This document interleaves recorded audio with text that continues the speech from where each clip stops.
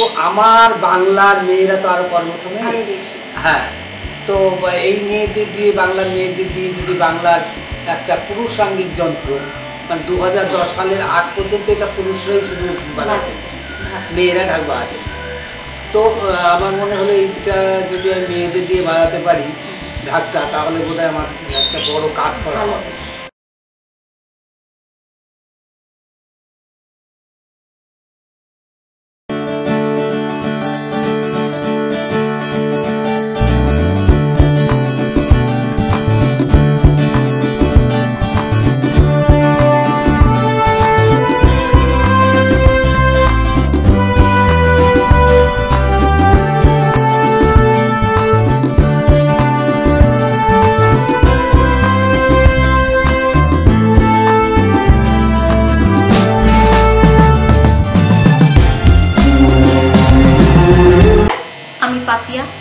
আমাদের চ্যানেলে আপনাদের স্বাগত। আজ আপনাদের নিয়ে এসেছি এমন একজনের সাথে পরিচয় করাবো বলে, যার নাম আপনারা অবশ্যই শুনেছেন এবং অতি সম্প্রতি উনি রাষ্ট্রপতি পুরস্কার পেয়েছেন। আসুন আমরা ওনার সাথে আলাপ করি। নমস্কার, আমি ককুল চন্দ্র দাস, ঢাকি সম্রাট। এবার 2025-এ পদ্মশ্রী পেয়েছি। তো আশা উঠে আসা, মানে উত্থানে সত্যিকার গল্পটা শুনি। অ্যাকচুয়ালি আমি সেই ছোট্টবেলায় 4 বছর বয়স থেকে বাবার সঙ্গে থেকে থেকে বাবার কাছে আমার হাতে করি এবং বাবার কাছেই আমার ঢাকের আসল বাজনাটা শেখা, এবং বাবার সঙ্গে বহু জায়গায় যাওয়া, বহু কম্পিটিশানে যাওয়া, বাবার সঙ্গে থেকে থেকে থেকে থেকে থেকে থেকে বাবার সঙ্গে বাবার কাছেই আমার বাজনা শেখা। এবং তারপরে আস্তে আস্তে আমাদের বিয়ের ব্যান্ড, সেখানে বাঁশি বাজানো, তারপরে আস্তে আস্তে ঢাক বাজানো, কখনো ঢাক কখনো বাঁশি, এরকম চলছে, বিভিন্ন বাদ্যযন্ত্রের সঙ্গে চলতে চলতে চলতে চলতে একটা সময় আসলো যে আমি ছোটোবেলা থেকে গানটাও করতাম, ফোক গান গাইতাম। তো তখন হঠাৎই এরকম মনে হলো যে ঢাক বাজাতে গেলে যেন সেই শিল্পীর যে সম্মান সেটা ঠিকঠাক পাচ্ছি না। আমি গান গাইতে গেলে যে সম্মানটা পাচ্ছি, কিন্তু ঢাক বাজাতে গেলে সেই সম্মানটা পাচ্ছি। সেটা আপনার মনে হয়েছে? আমার মনে হয়েছে, এবং আমার মনের এটা বিরাট একটা ইয়ে লাগে, আফসোস, দুঃখ লাগে যে তাহলে কি ঢাকিরা শিল্পী নয়, এরকম কি ব্যাপারটা জানি না। যাই হোক, ঢাকটাকে আমি ছেড়ে দিলাম, ঢাক আর বাজাবো না। আমি গান করেও টাকা রোজগার করবো, ঢাক বাজিয়েও টাকা রোজগার করবো, তো যেখানে আমার সম্মানটা আছে আমি সেটা করাই আমার ভালো। তো এইভাবে বেশ কয়েক বছর চলতে চলতে 2004 সালে একটা সুযোগ আসে, সেখানে ঢাকি কম্পিটিশন হবে সারা কলকাতা ব্যাপী। এবং তখনকার সময়ে হাস কোম্পানি বলে একটা মোবাইল কোম্পানি ছিল, তো ওরা ওটাকে অ্যারেঞ্জ করেছে, এখন ভোডাফোন হয়েছে। তো তখন আমি আহিটোলা সার্বজনীন পূজা সমিতি, ওরা আমাকে কন্ট্যাক্ট করে নিয়ে যায় শুধুমাত্র কম্পিটিশন বাজারের জন্য। এবং সেখানে ওরা তবলচি নিয়ে এসে আমাকে পরীক্ষা করে বাজনা শুনে তারপর আমাকে নিয়ে যায় কন্ট্যাক্ট করে। তো সেখানে গিয়ে আমি ঢাকি সম্রাট উপাধি পাই, এবং আমার সঙ্গে পরিচয় হয় আমার আজকের গুরু পণ্ডিত তন্ময় ঘোষ, উনি জাজমেন্ট ছিলেন সেখানে। তো তারপরে তন্ময় ঘোষ আমাকে বলে গেলেন, নাম্বার দিয়ে দিলেন, পুজো শেষ করে আমার সঙ্গে দেখা করি। তো তারপরে ওনার সঙ্গে আমি পুজো শেষ করেই দেখা করলাম, বুঝতে পেলাম যে কিছু একটা বিষয় আছে, তো জানি না তখন আমি কিছু। তারপরে ওনার সঙ্গে দেখা করলাম, ওনার রিহার্সাল শুরু হলো। ওনার যে ক্লাসিক্যাল ব্যান্ড আছে, ওয়ার্ল্ড ক্লাসিক্যাল মিউজিক ব্যান্ড তালতন্ত্র, সেই তালতন্ত্র ব্যান্ডের সঙ্গে আমার পরিচয় হলো, এবং সেখানে আমি মেম্বার আছি শুনলাম। আজও পর্যন্ত আমি প্রোগ্রাম করি, এবং গুরুজির সাথে আমি অনেক কিছু শিখেছি। ঢাক বাজনার, ঢাকটা তো ট্র্যাডিশনাল একটা ফোক ইনস্ট্রুমেন্ট, একদম বাংলার প্রাচীনতম ঐতিহ্যপূর্ণ যন্ত্র। তো এটা শুধু পুজো আঙ্গিক থাকলে, পুজোর মধ্যে বন্দিবদ্ধ থাকলে আমার আউট কোনো প্রোগ্রাম আমি সেভাবে করতে পারবো না। তো সেটা আস্তে আস্তে বুঝেছি এবং শিখেছি যে একটা তালের মধ্যে আরেকটা তাল কী করে ঢোকানো যায়, বা এর অঙ্কটা কীভাবে হয়, এসবগুলো আমি গুরুজির কাছে শিখেছি। রূপান্তরিত। তো তারপরে আমার গুরুজির সঙ্গে বহুবার বিদেশ যাওয়া, বিভিন্ন দেশে যাওয়া, America, London, Thailand, Sri Lanka, Indonesia, Norway, Bangladesh, প্রচুর দেশে আমি ঘুরেছি। এবং তার মধ্যে সবথেকে উল্লেখযোগ্য যেগুলো, সেগুলো হচ্ছে আমি পণ্ডিত রবিশঙ্করজির সঙ্গে আমি হলিউড বলে বাজিয়েছি আমেরিকাতে, এবং সেখানে বাজিয়ে খুব সুনাম পেয়েছি। এবং তারপরে 2010 মাস্টার পারকাশন ওস্তাদ জাকিরজির সঙ্গে বাজিয়েছি, তো সেখানে আমি খুব সুনাম পেয়েছি। তো তারপরে যেটা হলো 2010 সালে জাকিরজির প্রোগ্রাম সেরে আসার সময় একটা স্যাক্সোফোন একটা মিউজিক শপে যাই। তো সেখানে গিয়ে আমি দেখছি যে একটা মিউজিক শপে একজন বিদেশি মহিলা, তিনি বিভিন্ন যন্ত্র, সোপ্রানো, স্যাক্সোফোন, ব্রাশ, ট্রাম্পেট, বিভিন্ন যন্ত্র বাজিয়ে দেখাচ্ছে। তো আমি অনেকক্ষণ ধরে দেখছি যে মহিলা কী করছে। তখন ভাবনাটা এলো যে একজন বিদেশি মহিলা, মাথায় আছে যে একটা বিদেশি মহিলা যিনি এতগুলো ইনস্ট্রুমেন্ট বাজাতে পারছেন, বাজিয়ে রাষ্ট্রপতি দেখাচ্ছেন, তো আমার বাংলার মেয়েরা তো আরও কর্মঠ নেই। হ্যাঁ, তো এই মেয়েদের দিয়ে, বাংলার মেয়েদের দিয়ে যদি বাংলার একটা পুরুষাঙ্গিক যন্ত্র, মানে 2010 সালের আগ পর্যন্ত এটা পুরুষরাই শুধু বাজাতেন, মেয়েরা ঢাক বাজাতেন। তো আমার মনে হলো এইটা যদি আমি মেয়েদের দিয়ে বাজাতে পারি ঢাকটা, তাহলে বোধহয় আমার একটা বড় কাজ করা হবে। তো এটা ভেবে আমি তো অনুষ্ঠান শেষ করে আমি বাড়ি আসি এপ্রিল মাসে এসে আমি মাত্র 6 জন মহিলাকে নিয়ে, তাও নিজেদের মধ্যে, কাকে বলবো, কার বাড়ির মেয়েদের বলবো, তারা কি বলবে না বলবে সেগুলো একটা বিষয়। আর কোনোদিন তো মেয়েরা ঢাক বাজায়নি, তো এই জন্যই ইতস্ততা বোধ হচ্ছিল। তারপরে আমার নিজেদের রিলেটিভের মধ্যেই আমার মেয়ে আছে, আমার বৌমা আছে, পাশের বাড়ির বৌমা আছে, আমার ভাইয়ের মেয়ে আছে, এরকমভাবে আর কি, শালার মেয়ে আছে, এরকমভাবে আমি মাত্র 6 জন মেয়েকে নিয়ে শুরু করলাম মহিলা ঢাকের পথ চলা 2010 সালে। তো তারপরে আস্তে আস্তে সেটা চলছে এবং বহু সুনাম হচ্ছে এবং মানুষের ভালো লাগছে। এবং যারা, আমি এই মেয়েদেরকে নিয়ে এই ঢাক বাজানো শুরু করেছি, এর জন্য অনেক সমালোচনা আমাকে শুনতে হয়েছে, অনেক কথা শুনতে হয়েছে। কিন্তু যারা এই নিন্দা করেছে, যারা, তাদের মেয়েরাই আছে আমার দলে কিন্তু বাজাচ্ছে না। তারাও তো আবার প্রোগ্রাম করেছে, সেই যে মেয়েদের আপনি শেখাচ্ছিলেন, হ্যাঁ, তারাও প্রোগ্রাম করছে, তারা প্রোগ্রাম করছে, তাদেরটাও দেখছেন, তাদেরটা দেখছে, শুধু দেখছে না, টিভি পর্দায় দেখছে, নিউজ পেপারে দেখছে। তো এইসব দেখে তাদের আগ্রহটা তাদেরও জেগে গেছে না, তাহলে এটা তো ভালো জিনিস, তাহলে আমরাও করি।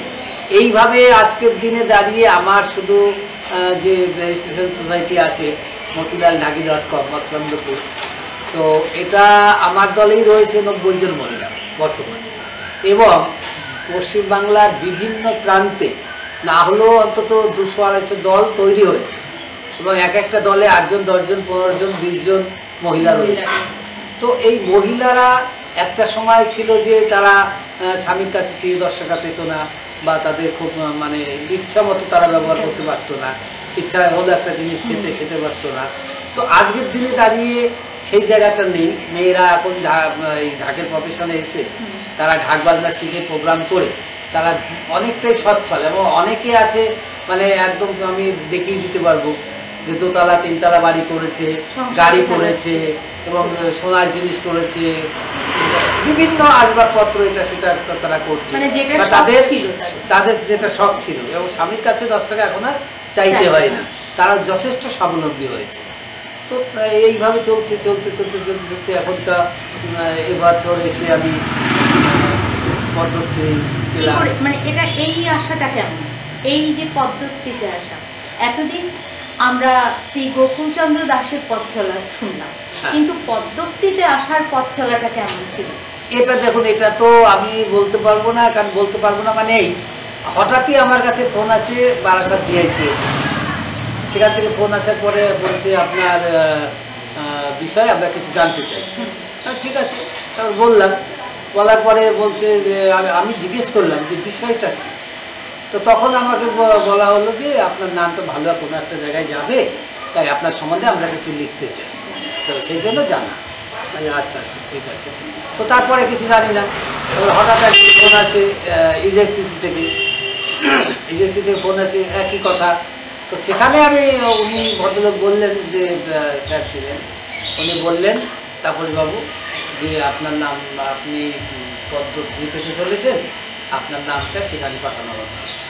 তো তারপরে আর কিছু জানি না, অনেকদিন হয়ে গেছে। আমি এদিকে দিল্লিতে চলে গেছি আমার 10 জনের গ্রুপ নিয়ে, এসএনএর আপনার যেটা 26শে জানুয়ারি যে প্রোগ্রামটা রিপাবলিক ডে, সেই প্রোগ্রামের রিহার্সাল চলছে। তো ফাইনাল হচ্ছে আপনার 26 তারিখে প্রোগ্রাম। তো সেই 26 তারিখের আগের দিন 25 তারিখে আমাদের রিহার্সাল চলাকালীন 3টে 3:30 নাগাদ একটা ফোন আসে পুলিশ থেকে। তো সেখানে আমি খবর পাই যে আমি পদ্মশ্রী পাচ্ছি। তো তারপরে তো বিভিন্ন সন্ধ্যাবেলায় বললেন যে সন্ধ্যাবেলায় আমাদের ডিক্লারেশন হবে, তো তারপরে আপনি মোটামুটি জানতে পারবেন সব কিছু। তো 6টার পরে ডিক্লারেশন হলো, তারপরে 7টার থেকে তো মানে মিডিয়ার এত ফোন এ পাঠাও, তা পাঠাও, ছবি পাঠাও, ভিডিও পাঠাও, বক্তব্য পাঠাও, এইরকম নানান, সেই থেকে এখনো অবধি মানে চলছে। আপনি যখন ফার্স্ট আর কি পদ্মশ্রী পাওয়ার পর মৎস্যমন্ত্রী আসেন, তখন আপনাকে নিয়ে একটা জনজোয়ার একটা অনেক মহিলারাও দেখেছি যে মানে ঢাক বাজাতে বাজাতে নাচ করছেন এবং তারা আসেন। মানে আপনার তখনকার অনুভূতিটা কোনো জাস্ট ফিলিংস আপনি দেখুন, এটা তো আমি কখনো স্বপ্নেও ভাবিনি যে আমি পদ্মশ্রী পেতে পারি বা পাবো। কিন্তু আপনি যেই পর্যায়ে পৌঁছেছিলেন, মানে 26শে জানুয়ারি আপনি ঢাক বাজাচ্ছেন, রিহার্সাল দিচ্ছেন, তার মানে আপনি আপনার তো উত্তরণ আগেই ঘটে গেছে। কিন্তু এইটা কোনো ম্যাটার আমাদের কাছে যদিও করে না, কিন্তু পদ্মশ্রীটা একটা বিশাল ব্যাপার। কিন্তু তার আগেই আপনি কিন্তু অনেকটা উঠে গেছেন অলরেডি। এবার এই যে আপনাকে নিয়ে যে জনজোয়ার, যারা আপনাকে একটা টাইমে বলেছিল যে মেয়েদের ঢাক বাজাচ্ছে, এরকম করা উচিত না, মেয়েদের বাইরে আনছে, তো এই যে জিনিসটা থেকে আপনি বেরোতে পেরে আপনার মানে কিরকম, তার মানে আপনি এখন আন্তর্জাতিক একটা ব্যক্তিত্ব, তো আপনার সেই সময়ের অনুভূতিটা কেমন? সেই সময়ের অনুভূতি দেখো না, একটা এরকম একটা অ্যাওয়ার্ড পেলে সে তো একটা খুব আনন্দ জোয়ার আছে। তো সে ভীষণ আনন্দ, ভীষণ আপ্লুত যে এরকম একটা ইয়ে পাচ্ছি, অ্যাওয়ার্ড পাচ্ছি। তো এইগুলো তো অ্যাকচুয়ালি ভাষা দিয়ে প্রকাশ করা যায় না, এতটাই আনন্দের ভিতরের ব্যাপার। একদম। আপনি আপনার বাবার কাছে শিখেছেন, আপনার প্রচুর স্টুডেন্ট, অনেক ছাত্রছাত্রী। এবার আপনার সন্তানরাও কি এই আমার 2 ছেলেই, আমার ওরা যেমন ঢাকের সঙ্গেও জড়িত এবং বিভিন্ন বাদ্যযন্ত্র, বড় ছেলে স্যাক্সোফোন বাজায়, ঢাক বাজায়, ঢোল, বড় অলরাউন্ডার এবং মিউজিক কম্পোজ করে। তো আর ছোট ছেলে রিদম সেকশনে যত ইনস্ট্রুমেন্ট আছে পারকাশন সব রকমইও বাজায়, বাংলা ঢোল, ঢাক, তবলা, নাল, ড্রাম সেট, সমস্ত কিছু বাজায়। মানে আপনি এবার আপনার ছেলেদেরও ছেলে ছাত্র এবং একই রাস্তায় নিয়ে চলেছেন, যে তার মানে একদিন যে আপনার মনে এসেছিল যে ঢাক বাজানোটা খুব একটা সম্মানের ব্যাপার নয়, কিন্তু আপনি দেখলেন সেটা থেকে আপনার একটা সম্মান আসলো, সেইখানকার তৃপ্তিটা আপনার যে ওই মানে ইয়েটা চলে গেছে তো, যে এটা সম্মানের না, আমি বাজাবো না, ঢাকটা ছেড়ে দিলেন, সেই মানসিকতা আপনার সেখানে আমার চেঞ্জ হলো যখন আমার সঙ্গে তন্ময় ঘোষের মানে দেখা হলো। সে তার যে ওয়ার্ল্ড ক্লাসিক্যাল মিউজিক, তালতন্ত্র, তার সঙ্গে যখন আমি বাজানো শুরু করলাম, তো সেখানে দেখলাম যে ড্রাম সেট, তবলা, কাহন, তারপরে আপনার গিটার, তারপরে ভায়োলিন, তারপরে আপনার বিভিন্ন যন্ত্র, স্যাক্সোফোন থেকে শুরু করে সব। তো এত ইনস্ট্রুমেন্টের সঙ্গে ঢাকটাও একটা জায়গা। তো তখন মনে আর হচ্ছে না যে না ঢাকটা অবহেলিত, লাঞ্ছিত বা অসম্মানিত, সেটা কিন্তু আর মনে হচ্ছে না। এবং সেখান থেকে আমার যাত্রা কিন্তু মোড়টা অন্যদিকে মানে যে ঢাক মানে আমাদের কাছে মনে হয় যে ঢাক বাজায়, সেটা আমরা খুব সাধারণ মানুষ যারা তারা বলি, কিন্তু যে কোনো কিছু নিয়ে আপনি লেগে থাকলে সেটা নিয়ে যে অনেক কিছু করা যায়, অনেক ওপরে ওঠা যায়, তার প্রমাণ আপনি এবং আপনার স্টুডেন্টসরা এবং আপনার এই মানে পুরস্কার প্রাপ্তি, মানে আমরাও ভীষণ আনন্দিত আপ্লুত, মানে আমাদের রাজ্যের বাসিন্দা বলে। তো আপনাকে অনেক শ্রদ্ধা ও সম্মান জানাই আমাদের উড়ান চ্যানেলের পক্ষ থেকে। এবার আমি একটু পারিবারিক বিষয়ের দিকে আসবো, মানে পরিবারে আপনার কে কে ছিলেন? পরিবারে আমার বাবা তো অনেক আগেই মারা গেছেন, মাও তাই। তো অনেক আগে মানে তখন অনেক আগে বলতে 2002 সালে বাবা মারা গেলেন, 2007-এ মা মারা গেলেন। তো তার আগে থেকেই গান বাজনার সঙ্গে তো জড়িত হয়ে গেছে। তো তারপরে এখন বর্তমানে আমার 2 ছেলে, বড় ছেলের আবার 2 ছেলে, আর ছোট ছেলের 1 মেয়ে, আর আমার ওয়াইফ আছে। এই আমরা সংসারে এমনি মানে আপনার এরকম কখনো মনে হয়নি? পুরস্কার পাওয়াটা একটা বড় কথা, সেটা আলাদা ব্যাপার, কিন্তু আপনার এরকম কখনো মনে হয়নি তো যে আমি অন্য কিছু করলেও পারতাম? না, সেটা একটা সময় মনে হতো প্রথম দিকটা। সেটা ধরুন আমি যখন ক্লাস 9-10-এ পড়ি, তখন আমার মনে হয়েছে যে এটার মধ্যে বোধহয় না থেকে অন্য কিছু করাটাই আমার, তার জন্য অনেক রকম চেষ্টাও করেছি, কিন্তু কোনোটাই সফলতা আসেনি। তো সেই সব দিয়ে আমার এই বাজনা মানে শিকড়ে যেটা রয়ে গেছে সেটা হলো মেন, আপনার শিকড়েই রয়ে গেছে তা। আর এটা দিয়ে আপনি যে মানে পৃথিবীর মানুষের কাছে পৌঁছাতে পারবেন, এটাই ব্যাপার। আর আপনার মানে এই যে পরিবার, আপনি বললেন আপনার 2 ছেলে আছে, ছেলের বউ আছে, নাতি আছে, নাতনি আছে, এদের নিয়ে আপনি খুশি? খুব খুশিতেই আছি। আর আপনার এই মন্দিরে শুনলাম আমরা কীর্তন দেন, তারপরে লোকজন খাওয়ান, মানে ঠাকুরের প্রসাদ। হ্যাঁ, এগুলো তো প্রত্যেক একাদশীতে ভাগবত পাঠ, ভক্তরা আসে, হ্যাঁ, তাদের যখন যেমন পারি সেবা দিই। তারপরে বছরের যে অনুষ্ঠানটা হয় 4 দিন ধরে অনুষ্ঠান চলে, তো সেখানে অষ্টপ্রহর নামযজ্ঞ হয়, বাউল হয়, কবি হয়, তারপরে আপনার একটা সময় মনসামঙ্গল হতো। তো এখন এই মানে কোভিড-19-এর পরে একটু দমে গেছি, তো যার জন্যে সব একটু কমিয়ে দিতে বাধ্য হয়েছে। তো এরকম 4-5 দিন অনুষ্ঠান হবেই, এটা হবে। এবছরও 5 দিন অনুষ্ঠান হয়েছে। এই অনুষ্ঠানটা বোধহয় খুব বেশি দিন হয় না, এটা হচ্ছে আপনার ডিসেম্বরের 21, 22, 23 3 দিন, তারপরে 24-25 তারিখের এবার অনুষ্ঠান হয়েছে। আপনি আজ যেখানে পৌঁছেছেন, সেখানে পৌঁছানোর জন্য আপনি কি শুধু মনে করেন যে আপনি নিজেই দায়ী, নাকি যারা আমার সঙ্গে ছিলেন তাদেরকে নিয়েই আপনি উঠেছেন, না আপনি একাই? দেখুন, একা কোনো কিছু করাই সম্ভব না, ঠিক আছে? আমি তো আছি, আমি বহুবার বিদেশ গেছি, বহু বড় বড় আর্টিস্টদের সঙ্গে আমি কাজ করেছি, সেসব ঠিক আছে, কিন্তু অ্যাকচুয়ালি আমি আজকে যে মহিলা ঢাকিটা করেছি, এটা তো আমি একা কাজ নয়, আরও 5 জনের দরকার আছে। তো তাদের থেকে আমি একটা গাছ যেমন সোজা হয়ে দাঁড়াতে গেলে তার পাশে দিয়ে কিন্তু অনেক শিকড় বাকড়ের দরকার হয়, তাই না? তো এরকম সবটা মিলিয়ে মিশিয়ে এটা হয়েছে, মানে আমার একার জন্য যে হয়েছে সেটা আমি বলবো না।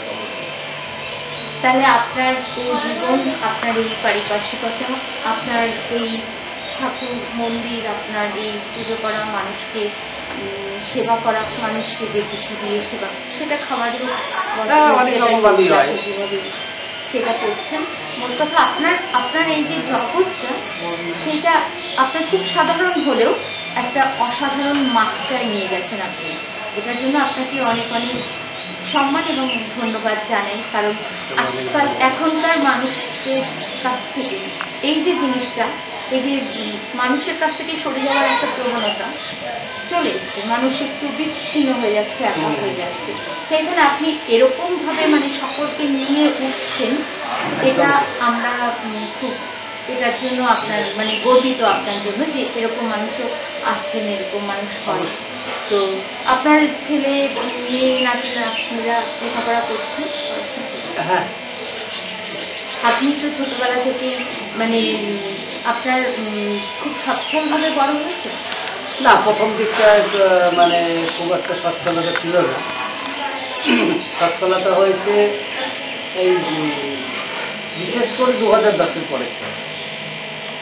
তার আগ পর্যন্ত খুব যে আমারই একটা ভালো ছিল তা ছিল না। আপনার ছোটবেলা কেটেছে?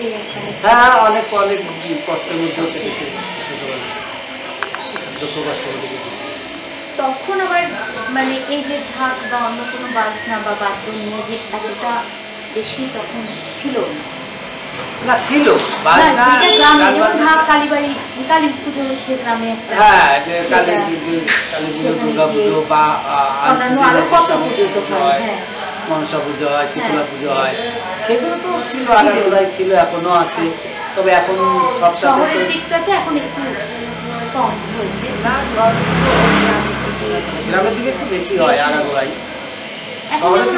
দুর্গা পুজো দেখি আমি ঢাক ছাড়াই যাচ্ছি, মানে অনেক প্যান্ডেলে দুর্গা পুজো হচ্ছে, সব কিছু হচ্ছে ঢাক, মানে এগুলো খুব মিস করি, সেই ছোটবেলা থেকে দেখেছি। তো অ্যাকচুয়ালি অনেকে জানে না তো, মানে ঢাকটা হচ্ছে এমনই একটা পার্ট পুজো, যেমন ফুল ফল যেমন দরকার, ঢাকও কিন্তু পুজোতে একটা আনুষঙ্গিক, এটা দরকার। এটা অনেকে জানে না, এটা পুরোহিত, একমাত্র পুরোহিতরা জানে।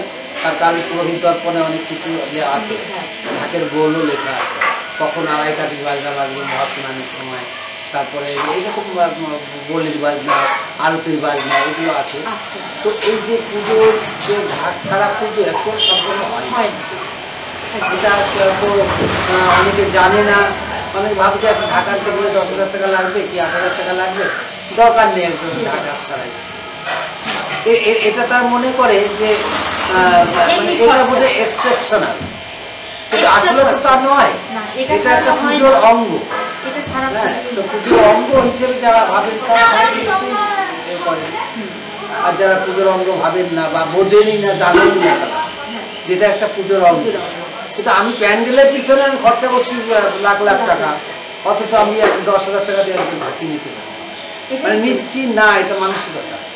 তা আমাকে থিম করতে হবে পুজোতে, আমাকে 5 লাখ টাকা প্যান্ডেল করতে হবে, এটা মাথায় আছে।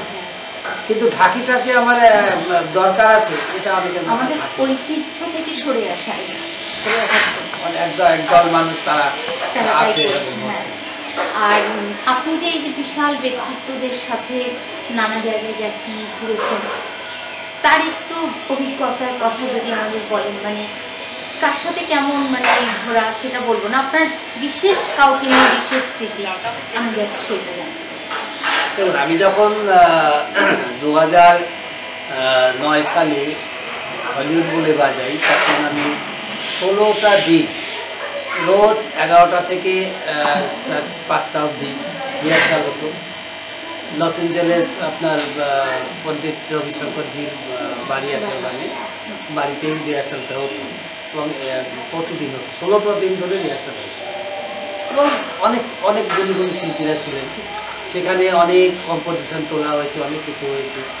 তো হঠাৎই একদিন বলে যে আমি একটু গোকুলের বাজনাটা আমি আলাদা করে শুনব। তো একদিন আমি শোনালাম, বাজনাটা শুনলাম আমার বাড়িতে রিহার্সালের পরে। তো শুনে উনি একটা কথা বলেছিলেন, খুব মানে আমার পাওয়া সে কথাটা, যে আমরা এতদিন ধরে যে সমস্ত কম্পোজিশন তুলছি, যা করছি, গোকুলে ঢাকের বাজনায় সব ভাসিয়ে, এটা একটা আমার কাছে বড় পাওনা, এটা আমার সারা জীবনের স্মৃতি হয়ে রয়েছে। আর বিশেষ করে মানে রবিশঙ্করজির মতন মানুষ, তার কাছ থেকে এটা পাওয়া বিশাল পাওয়া, আপনার অনেক বড় পুরস্কার প্রাপ্তি। তারপর এই যে রিসেন্ট মারা গেলেন যে তবলাবাদী মিস্টার জাকির হোসেন, ওনার সাথেও ছিলেন? ওনার সাথে 1 মাস ছিলাম। এবার ওনার এরকম কোনো সারা নর্থ আমেরিকা ঘুরেছে ওনার সঙ্গে। উনি যে মানে কি ধৈর্যশীল মানুষ ছিলেন আর কি। উনি নিজে ড্রাইভার থাকতেও 8 ঘন্টা 9 ঘন্টা ড্রাইভ করেছেন। ড্রাইভ করে যে হোটেলে পৌঁছানোর পরে উনি সঙ্গে সঙ্গে ফ্রেশ হয়ে দিয়ে তবলা নিয়ে বসে গেছেন। তো ওনার যে এই যে আমি দেখেছি একাগ্রতা এবং যে লক্ষ্য, উনি তো নাম করে ফেলেছেন সারা বিশ্বের মধ্যে 1 নম্বর তবলাবাদী। তারপরে ওনার এত চেষ্টা যে না আমি ভালো বাজাতে পারি, এই ভাবনাটা ওনার মনে ছিল না।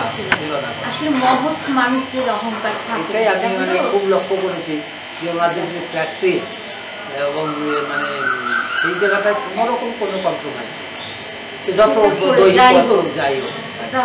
মানে এগুলো একটা শিক্ষা, তো এখানে এখন এখানে ক্লাসটা আপনি চালান? হ্যাঁ আমি চালাই, ঢাকা ক্লাসটা আমি চালাই। বাইরে যখন যান? বাইরে যখন যাই তখন ছেলে চালাই। আর মানে আপনার স্টুডেন্টরাও তো চালাতে পারেন? হ্যাঁ, তার মধ্যে কিছু আছে, 2-1 জন আছে যারা আমি না থাকলেও তারা চালায়।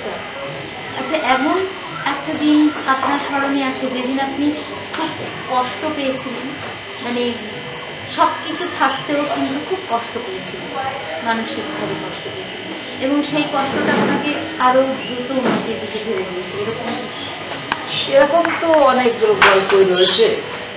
মানে আপনার যেটা মনে আমার মনে লেগেছিল এরকম তো আছে, অনেক কথাই আছে যে এমন হয়েছে যে মানে গুরুজি রিহার্সাল রয়েছে, কাছে পয়সা নেই, নিজের রূপোর চেন বন্ধক দিয়ে পর্যন্ত রিহার্সালে গেছে। সেখানে যে ঠিক কোনো না কোনোভাবে টাকা ঠিক জোগাড় হয়ে গেছে। তো এরকম কষ্টের মধ্যেও অনেক সময় চলেছে, কিন্তু একটাই আমার লক্ষ্য ছিল যে আমার যত কষ্টই হোক না কেন গুরুজিকে চাই। মানে ওনার আমার এদিকে যত কন্ট্যাক্ট থাক, যত বাজনা থাক, কিন্তু আমারটা পরে, আগে ওনারটা। উনি যদি আমার মানে আমি কোনো রকমই আমাকে মানে ছাড়বে না, এখান থেকে যেতে পারবো না, তবু যে কোনোভাবে আমি এর জন্য অনেক ড্যামারেজও দিয়েছি যে আমি থাকতে পারিনি, কিন্তু ওই জায়গাটাকে আমি ছাড়িনি। আর গুরুজি এখনও সেটা বলে যে একমাত্র তুই আমার সঙ্গে এত বছর কাটিয়ে দিলি একসাথে, তার জন্যই আপনি এই জায়গাটাতে পৌঁছাতে পেরেছেন। আর আপনার ইচ্ছে যে আপনি সারা জীবন এটা নিয়েই থাকবেন? হ্যাঁ, আমার এখনকার একটা ইচ্ছে যেটা হচ্ছে আমি একটা ঢাকি একাডেমি করতে চাই। কারণ ঢাকি একাডেমি করলে মানুষ আজকে ভালো জিনিসটা করবে সবসময়। আজকে সোনার দাম বেশি বলে কেউ সবাই করছে না, রূপো পড়ছে, তা তো নয়। সোনা কিন্তু সোনার দামই চলছে। তো সেই জায়গায় দাঁড়িয়ে যে ভালো বাজনাটা যদি বাজানো যায়, তো আমার শুধু পুজো নিয়ে পড়ে থাকতে হয়, যেমন আমার হচ্ছে বিভিন্ন রকমের প্রোগ্রাম। তো ওই রকম ভালো বাজনাটা শিখতে গেলে ভালো একটা শিক্ষার জায়গা চাই। যে বাংলার ঢাক ঢোল কিন্তু শিক্ষার মতো সেরকম কোনো জায়গা নেই। তো সেই জন্য আমার এই ঢাকি একাডেমি আমি করতে চাই, এবং তার জন্য দরকার সরকার সহযোগিতা এবং জনসাধারণের সহযোগিতা, ভালোবাসা। তো সেটা যদি আমি পাই, আশা করি পাবো। এবং ঢাকা একাডেমি করতে পারলে যারা দুস্থ পরিবারে যে সমস্ত ছেলেমেয়েরা রয়েছে, তারা এসে এখানে ফ্রি অফ কস্টে শিখতে পারবে। তো সেটা নিয়ে অনেকটাই উপকারে লাগবে, সমাজের ক্ষেত্রে অনেক উপকারে লাগবে। ভালো লাগলো আপনার অনেক সম্পূর্ণটা মিলে। এবার আমরা একটু আপনার ভাব শুনবো।